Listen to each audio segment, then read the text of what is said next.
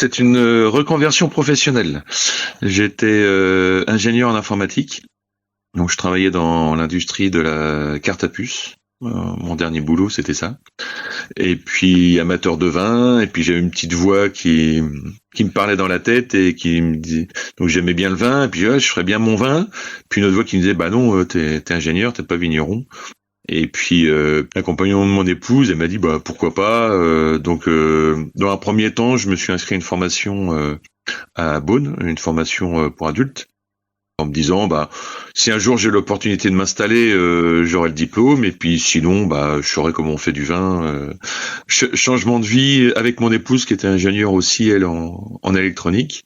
L'idée a commencé à germer en 2005-2006 et j'ai fait mon premier millésime en 2009.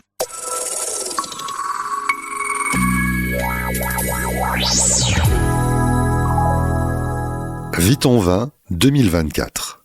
Pour la deuxième année, les 13 et 14 avril, la Bastide de Montségur, en Entre-deux-Mers, accueille sous la halle au centre du village son salon des vins vivants. Plus de 40 vignerons viennent à votre rencontre pour vous faire déguster leurs crus, partager leur histoire de vie et leur passion du vin. Comment sont-ils devenus vignerons? Pourquoi passer en bio, en biodynamie? Se sentent-ils engagés pour l'avenir? Voici les questions posées à ces passionnés. Et parmi eux, Laurent Herlin, cartésien et ancien informaticien, convaincu non sans mal par la biodynamie. Laurent a choisi le Bourgueil pour son changement de vie. On habitait en Normandie, à côté de Caen. Qui nous a fait, ce qui m'a fait choisir la région, c'est il y a différents points. Tout d'abord, c'est le cépage, le Cabernet Franc. Le Cabernet Franc et le Chenin, mais dans le Bourgueillois, c'est essentiellement le Cabernet Franc.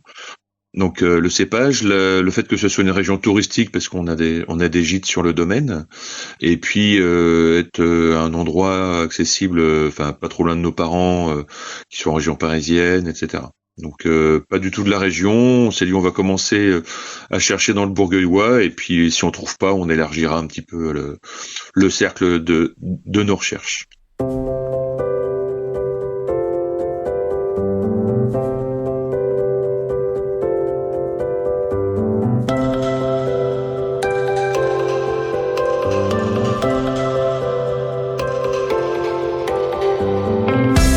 On cherchait un domaine à reprendre, ce qui aurait simplifié pas mal de choses.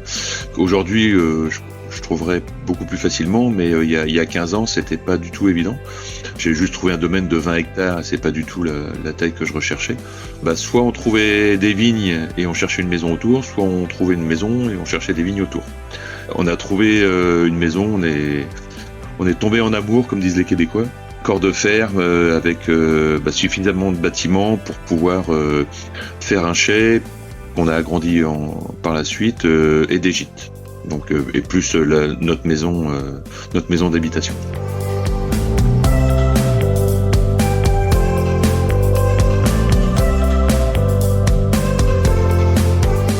Bio, c'est dès le début. On commençait début des années 2000 à être, on va dire, un peu écolo. Donc on était vraiment attiré par la bio. Moi, je concevais pas de m'installer autrement qu'en bio. La biodynamie, j'avais donc avant ma formation, j'avais commencé à mettre le nez dans un bouquin de biodynamie. Moi, j'ai fait prépa école d'ingé, donc je suis un petit peu cartésien et pas que sur les bords. Et la biodynamie, on se dit bah voilà, quand on est cartésien, c'est pas trop le truc. Et voilà, le premier bouquin que j'ai commencé, au bout de quelques pages, j'ai dit non, là je comprends pas, voilà, ça m'attirait pas, donc j'ai dit peut-être que j'y reviendrai un jour, on verra. Et pendant ma formation, il y avait une semaine viticulture biologique. Le mercredi matin, on a une conférence de Pierre Masson. Donc Pierre Masson, qui nous a quittés il y a peut-être 5-6 ans maintenant, mais qui est une des personnes qui a fait connaître la biodynamie auprès des vignerons et des agriculteurs, voilà, qui arrivait très bien à vulgariser la biodynamie. Et pendant cette conférence-là, qui a duré à peu près 3 heures, en sortant, j'ai dit mais c'est ça que je veux faire, quoi. C'est vraiment ça que je veux faire. J'ai compris que le bouquin que j'avais commencé à lire, c'était pour les experts en biodynamie, donc c'était normal que ça me parle pas, voire que ça me rebute. Donc j'ai commencé avec des livres qui vulgarisait un peu plus la biodynamie. J'ai commencé à goûter un peu plus de vin en biodynamie. Je me suis rendu compte que on est vraiment sur des vins vivants et c'est vraiment ce que moi je recherchais. Donc j'ai commencé en fait directement en bio et biodynamie et le domaine a été certifié en 2012. Il y a 3 ans de conversion et après directement en Déméter.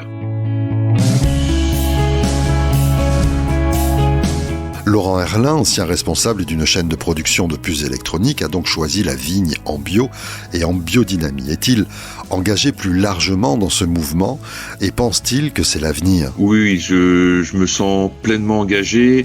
Voilà, il y a l'association Loire Vin Bio, donc le but c'est de promouvoir les vins bio de Loire. On a un groupement biodynamie du Bourgueillois où on fait tous nos préparats. Donc on a une douzaine de vignerons, on représente à peu près un peu plus de 200 hectares aujourd'hui. Donc ça, moi, je suis à l'origine de ce groupe-là sur le Bourgueillois. On parle beaucoup du gel. Donc moi, j'ai subi beaucoup de pertes à cause du gel. Les solutions existantes ne me conviennent pas, en fait. Faire tourner des tours à vent avec des chaudières qui consomment 150 litres de fuel à l'heure pendant 10 heures toute la nuit et 5, 6, 7 jours de suite. Pour moi, on marche un peu sur la tête. L'aspersion, donc qui est efficace, l'aspersion, mais ça demande 40 mètres cubes d'eau par heure par hectare. Mais voilà, là avec un collègue, depuis 2 ans, on protège. Alors, on peut pas protéger des grandes surfaces, mais là, je protège 1,5 hectare de chenins avec des voiles de maraîchage. Donc, on couvre la parcelle la veille du gel et on découvre la parcelle le lendemain. Donc voilà, c'est des petites actions entre guillemets qui vont dans le bon sens, dans le sens de économiser, de consommer le moins possible de pétrole, donc de fuel, de GNR, de ce qu'on veut, et puis essayer de réfléchir à des solutions pérennes. Donc en fait, là, quand il y a un jeune qui veut s'installer en bio en Indre-et-Loire, à la chambre d'agriculture, qu'est-ce qu'ils disent ? Ils disent « Ah, vous voulez vous installer en vigne, en bio, allez voir Laurent Herlin ». Et en fait, la chambre d'agriculture est même pas capable de les conseiller, ce qui est pas normal. Ça devrait être eux qui les conseillent aujourd'hui. Alors ça, c'est mon côté. Alors, je suis pas trop extrémiste, mais je veux dire qu'un jeune qui sort d'une formation agricole devrait avoir l'obligation de travailler en bio. Donc là, mais t'es extrémiste. Je dis, bah ouais, mais il y a un moment, si aujourd'hui un jeune qui s'installe, il est pas en bio, il va pas se mettre en bio dans les 20 ans, quoi. S'il s'installe, c'est qu'il a réfléchi à son projet, donc il va pas passer en bio. Donc j'étais 9 ans au syndicat des vins de Bourgueil pour essayer de faire changer les choses.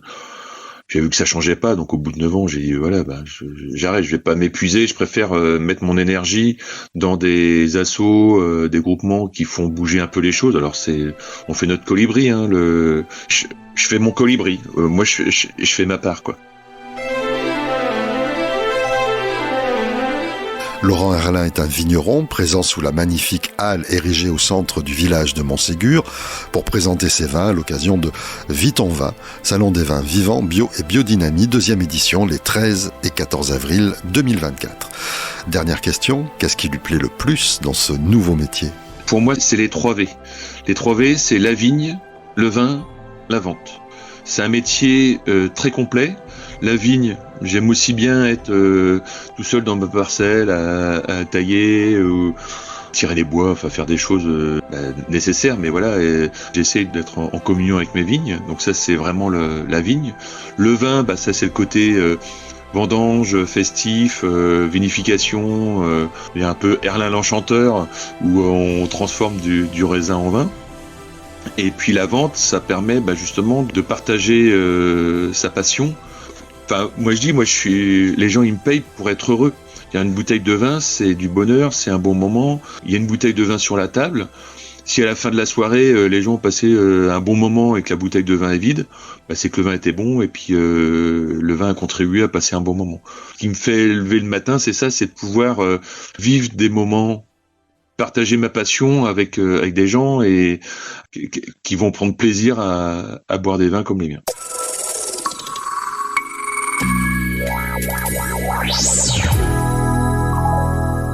Ce podcast est produit par Vite en Vin et Sédition, musique d'Alexandre Berne, un podcast natif à retrouver sur viteonvin.fr et sur sédition au pluriel.fr.